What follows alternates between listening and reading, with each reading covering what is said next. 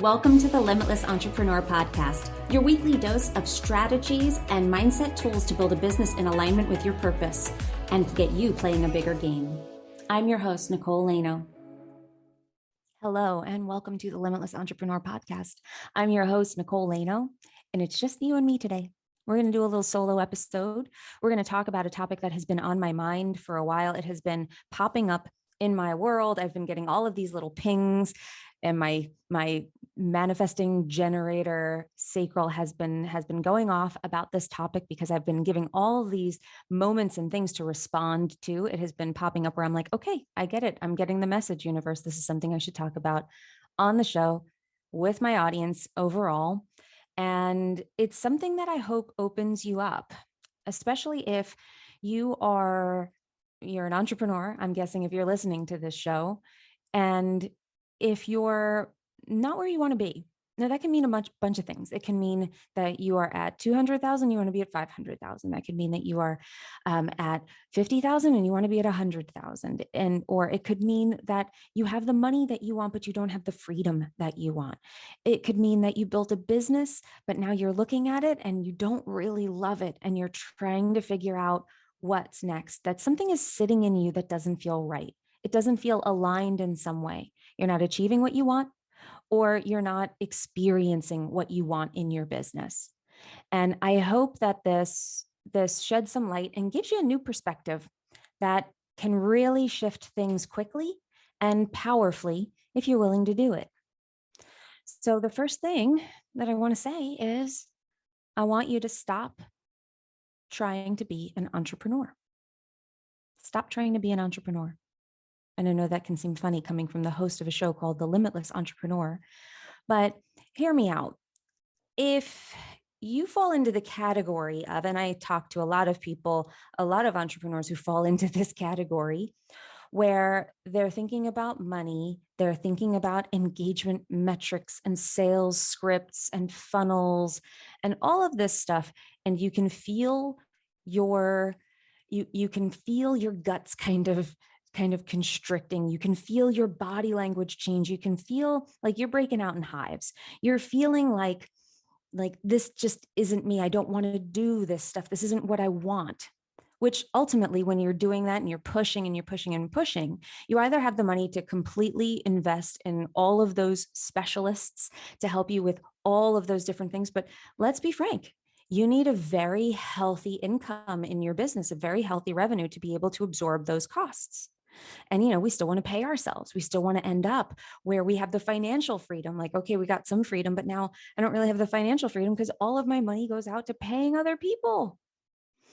So if you fall into that category where that doesn't float your boat, it doesn't make you feel good, there's the entrepreneur who sees and is drawn to all of that stuff. They're drawn to the funnels. They're drawn to the sales scripts. It's the entrepreneur. When we hear the word entrepreneur, think about that from like a more traditional aspect. The venture capitalist, the startup founders, like I came from that world. So it's a very different vibe. But there is a commonality between this and what we're going to be talking about. But I want to emphasize this side of things, the very strategic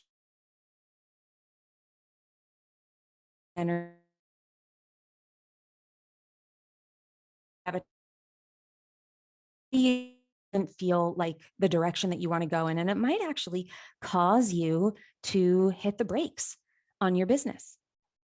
It might cause you to not be able to show up fully. Okay. Now, if you fall into that category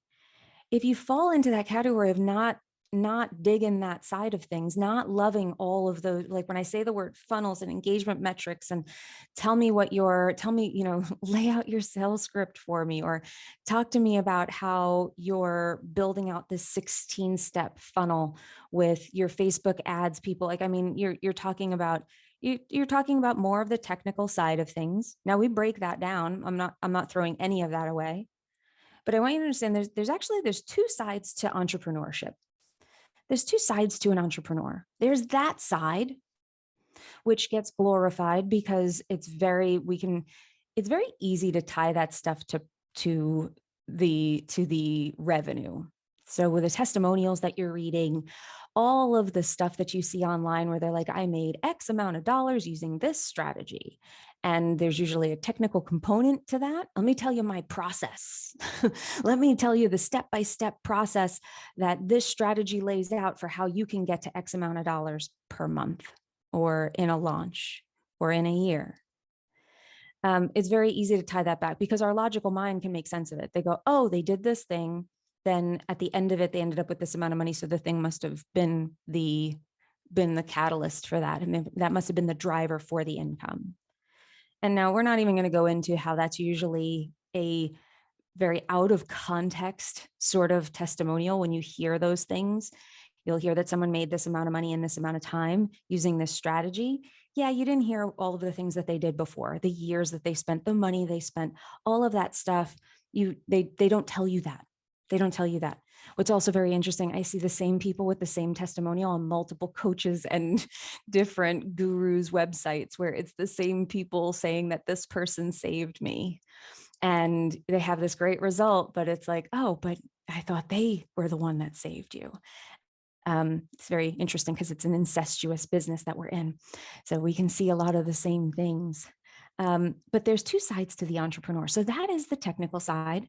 That is the true like textbook entrepreneur, Gordon Gekko, Wolf of Wall Street style entrepreneurship thing that we're thinking of. Definitely bro marketing is a way that we kind of refer to it now, but certainly not exclusive to men.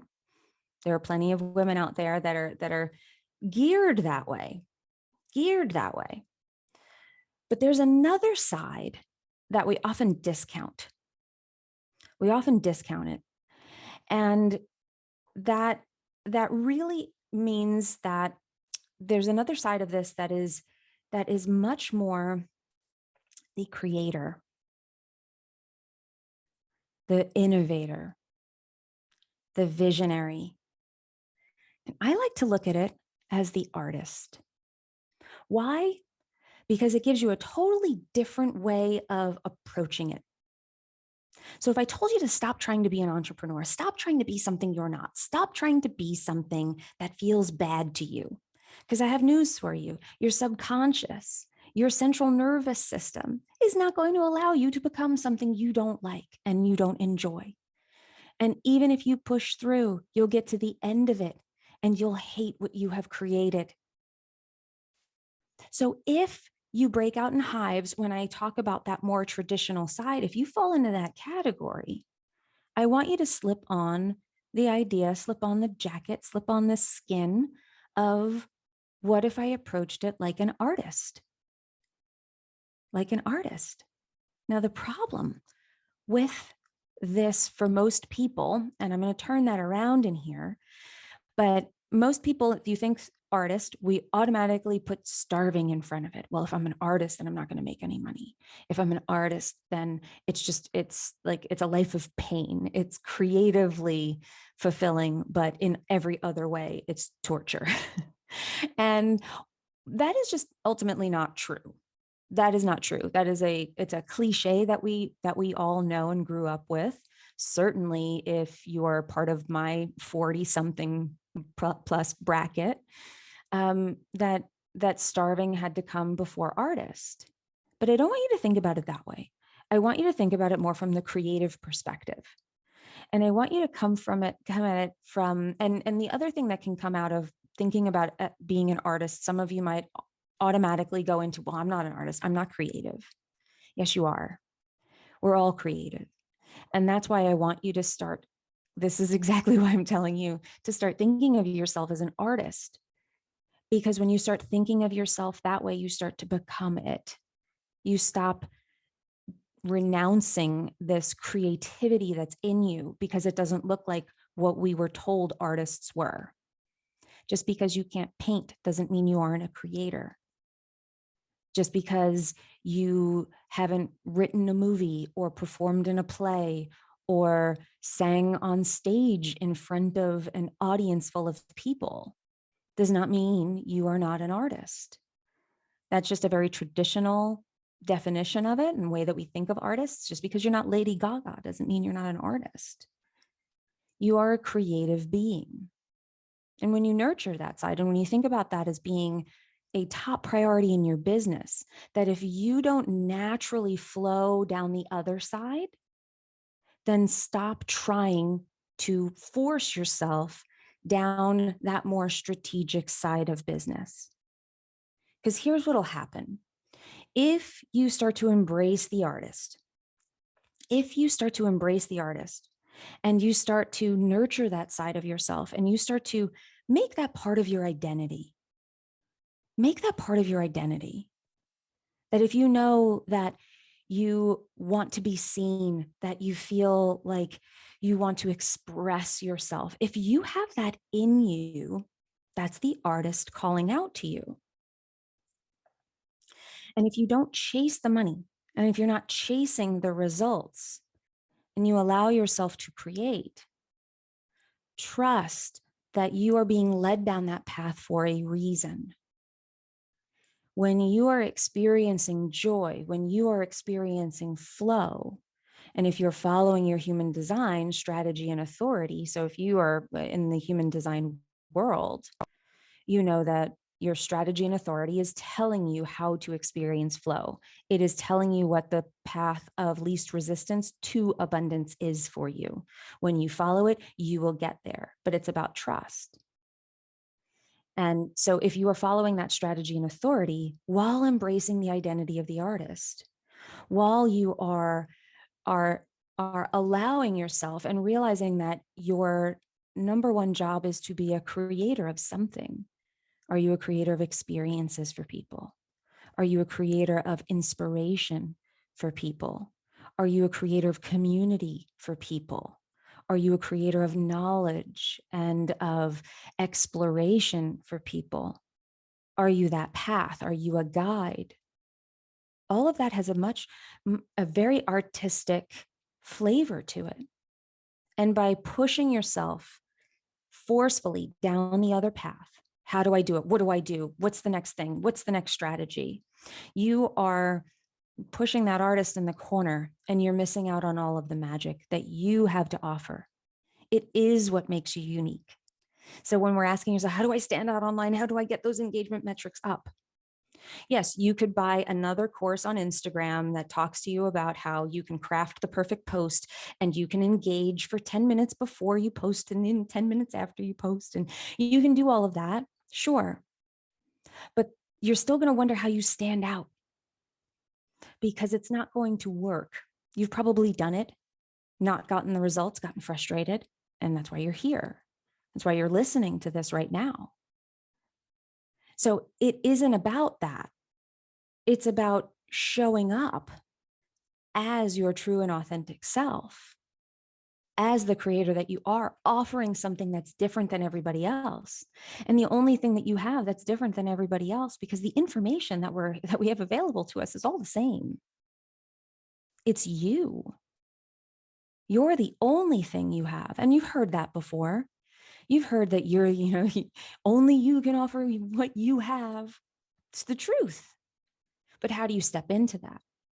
How do you access a level of authenticity, the level of courage needed to be that person out in public, to say what you're really thinking, to express what you're really feeling? And you might feel like you have been stuck on this. Now, the reason I want you to approach this as an artist, and I want you to keep that vision in your head, I want you to keep that idea of what an artist means to you and that you are an artist. I want you to embody that identity. I want you to embrace it. I want you to take it in. Be the artist. Why?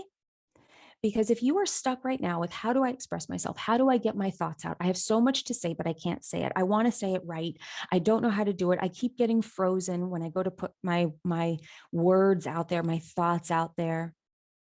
Now, there's a whole level of intricacy that I can get into with your human design and your gene keys of developing your brand from a place of your unique genius. That's a separate episode. And if you haven't taken my masterclasses on that, I highly recommend you do that if you want some specifics about drilling into your unique genius so you can find your true artistry. But artists prioritize different things than those traditional entrepreneurs, than the go-getter venture capitalist style entrepreneur. Why? Because their job is to open the flow of creativity. It's to get to their core. And that is your main objective as well. If you're embracing the artist, how do I put this out there in a way that will touch other people? I open myself up and I become vulnerable. Real vulnerability is being truthful, is putting your heart out there, is putting something out there that is true to you. That's what authenticity and vulnerability is really about. It's not about putting something through a formulaic process and then, like, oh, tell me a story that, made you cry. Not authentic. I mean, it might be, but that's not what we're talking about. It's about speaking from the heart. So I remember reading, because we often think about artists as lazy, and they're not. They're very committed to their craft. They are so jazzed by their craft. They are so driven by it. It's almost like they couldn't do anything else but it. So if you've been drawn to entrepreneurship, if you've been in this game for a while, if you've built a business, if you're just starting a business, but you're like, I'm so pulled in this direction, something is calling to you. The creator is calling to you. If it's not the other things that I was mentioning in the beginning, then recognize that it's this other stuff. It's the call to expression. It's the call to making an impact. It's a call to putting your soul out there. And that can be scary stuff. It's certainly scary for artists. They're terrified of putting their work out there. That's their heart, that's their soul. But they do it because they know that it's part of their calling. They're so dedicated to it. And they also know another thing that I want to point out, because we think about artists as like, it's just this innate ability. And this is what stops a lot of entrepreneurs from embracing this artist side. And this was a big turning point for me too, because again, we think that like painters just picked up paintbrushes and painted these beautiful landscapes or painted these beautiful portraits, and they just had this innate ability. And it's true, they might have had some God-given talent in there to work with. But inspiration is not the end, it's the beginning. Talent is something that is cultivated and crafted. It is not just born. And I was reading an interview with that Stephen Sondheim, the great Broadway composer and writer, gave years ago. I don't even know when it was. I wish I could find the interview. I was trying to find it and I couldn't find it to pull the exact quote. But he basically talked about how it was this great comfort to him when he realized that art was a craft. That art was craft. That the inspiration comes, but at that point, that's when the work starts. You have to craft the vision. You have to, it was given to you. The universe gives you this beautiful gift of an inspiration. And now it's your job to take it and run with it, to craft it into your vision, to expand that inspiration into something and make it something real. The act of manifestation is active. That's the aligned action. What are you doing with the inspiration that you're given? So when I'm given all of these pings throughout the day and throughout the weeks about the artist, be an artist, be an artist. This has been something on my mind. It's been something in my world. It's been something that I have been working with for a while. And then I sat down to do this episode and I was like, you got to talk about being an artist. This is my chance to make it into something. That thought isn't going to make me money. That thought isn't going to grow my audience. That thought in my head isn't going to do a damn thing other than inspire me. But what is it inspiring me to do? Well, I got to do something with it. This is my chance. This is how I start to take aligned action on an inspiration I was given. Now, the other thing that artists prioritize is space. Now, this is one of those things that I'm going to quote somebody else. I was listening to Mick Jagger gave an interview on Howard Stern, which, if you guys don't know, I'm a huge Howard Stern fan. And if you think that that's gross, well, you haven't listened to him in a very long time. He's one of the greatest interviewers ever. And I love him. I digress. But Mick Jagger was on his show. And they were talking about Howard. Whenever he has songwriters on, musicians on, he always asks about the songwriting process and what it's like, and how do you come up with the idea for a song, and how does it come to be? And he gave an answer that kind of encompasses these two concepts that I'm talking about. And I really wanted to share them here. I'm going to just read it from the interview. He said, the initial inspiration, which is the most interesting in a way, usually comes when you're not trying to do something. The more relaxed you are, the more fun you're having, and the more you're just not trying, that's when you get your initial inspiration about any of these creative activities. And then he said, and after that, then yes, you do have to sit down with your notebook and you do have to craft it and finish it. But what he ends this section of the interview with saying is that that it's your state of mind being relaxed. It's less about what you're doing to write the song, to come up with the inspiration. It's more about your frame of mind. It's more about making it a priority to get your mind into a state of relaxation. Now, I would go a step further to say that it's actually your nervous system you want in a state of relaxation. Your central nervous system is what drives all of your actions. It's what makes you able to take that inspiration and make it into something. It's what allows you to actually be open enough to receive that inspiration, and then to have the patience and the trust to sit down and craft it into something beautiful. Because your central nervous system, if it is triggered, if it is thinking about all the things that you have to do, if you're stuck in that other side, if you are valuing that traditional entrepreneur metrics, funnels, strategy driven side of things, if you are more attached to that and you value that more, even though it hasn't worked, even though maybe it hasn't made you happy, even though maybe you followed that strategy and it either didn't work money-wise or it didn't turn out to give you the business that you were looking for, you still value it more than this artistic side. And what that is doing is when you get some inspiration, your central nervous system, your thought, what happens is your thought says, we don't have time for this. We've got to get this done. We've got to get that done. How are we going to bring in clients? We've got to be engaging. We've got to be doing all of this stuff. And you have triggered your central nervous system you've activated what we call the parasympathetic nervous system, which is the fight, flight, or freeze mechanism. Or as I like to say, the block to your genius. You cannot be a genius in this when you're trying to survive. It doesn't happen that way. So what happens is you have this inspiration, you wonder why you can't write, you wonder why you can't get that, you can't get your thoughts out about even who you are, your bio, who you are, what you do. Trips so many of us up. Why? Because we're thinking about how we have to get it right. We're thinking about all of the structure and strategy behind it. And we're thinking about everything that we have been told. And that gets our central nervous system all worked up because we're thinking we're not good enough. It's not good enough.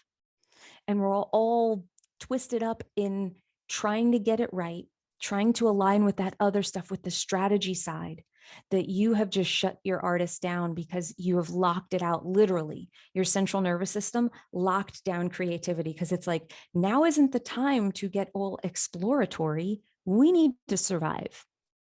Because your central nervous system doesn't know the difference between surviving, like you're getting chased by the saber-toothed tiger, or surviving like, I got to get this out. I got to get this email out. The two things they're triggers for you no matter what. They're triggering the same system in your body and in your brain. And it just locked all of the doors and said, artists, you're out there. We don't need you right now. This is wartime. So what would happen if you embrace the artist? What if you cleared out your central nervous system where you have started to align and value your creative process more than the other stuff, just for a bit? Because what you're after is not saying we're never going to do the strategy. No, the strategy is going to make a whole lot more sense. It will stop being so complicated. It will become so clear what your steps are when you embrace the part that your soul is actually calling you out to activate. Then you're embodying who you're supposed to be.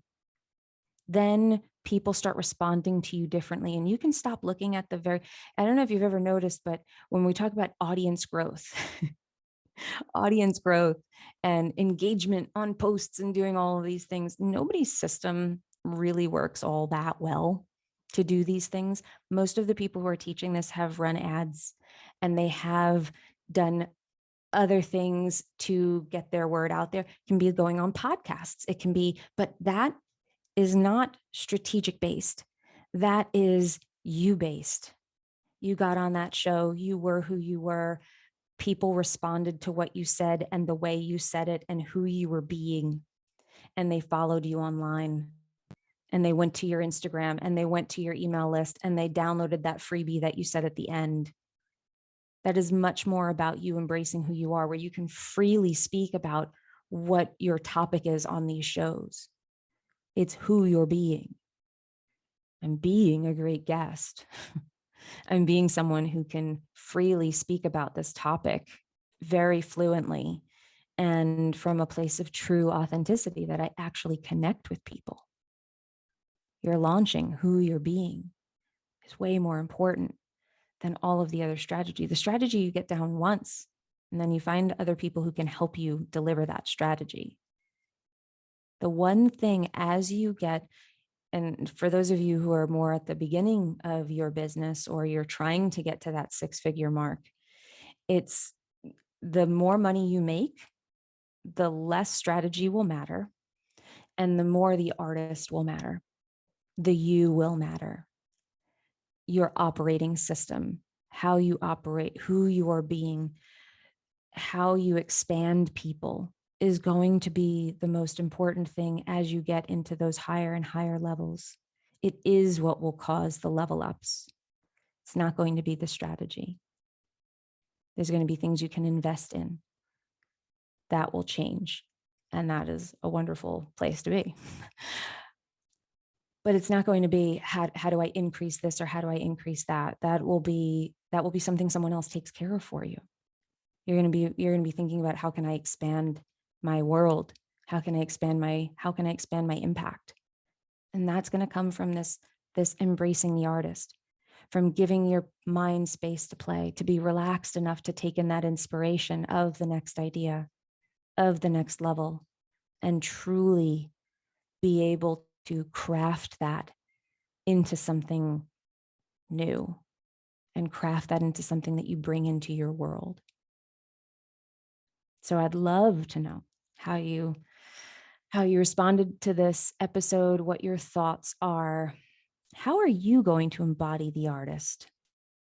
And if you're interested in finding out how your human design can help you, can assist you in embracing your artistic side, finding exactly what is the right balance for you, what is the energy that is present in you and strongest in you, what are part of your gifts that maybe you are living in a low frequency of, or maybe you are denying, or maybe you're giving power away to the things that are not your strength, and what we call the low frequency not self themes. Those can keep you very, very stuck. If you're interested in finding out more how your human design can assist you in this journey, please go to the website, nicolelano.me. You can book a human design reading with me one-on-one, or you can join us in our group where we are diving into all things human design all the time, our Limitless Entrepreneur group program, where you can get all of the strategic business building tools that you need to grow your business, and also the energetic tools, which will help you clear out